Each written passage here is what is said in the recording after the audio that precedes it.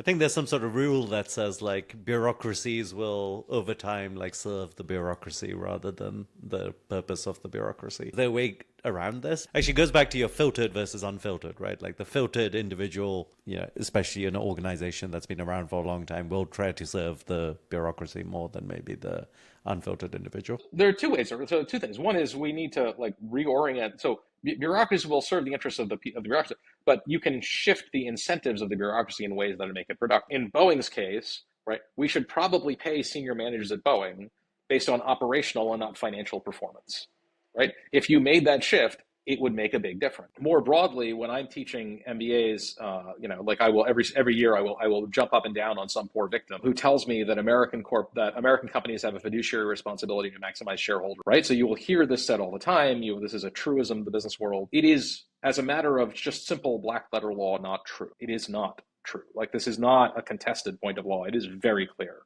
There's a wonderful book called The Myth of Shareholder Value by a professor at the University of Michigan Law School who lays this out, and just it is not ambiguous, right? Boards have a responsibility to sort of set out and say, like, we need, this is your job, right? Like, yeah, and your job is about a lot more than maximizing today's shareholder price. There's a really good book by my friend Warren Valdmanis called Accountable that lays out this argument very, very clearly about what it is that boards can and should do. The most striking thing about this is it's not just better for employees and customers. Over the long run, it is also better for shareholders, right? Boeing's shareholders would be a lot better off if Boeing CEOs had cared less about the day-to-day share price and more about making great airplanes.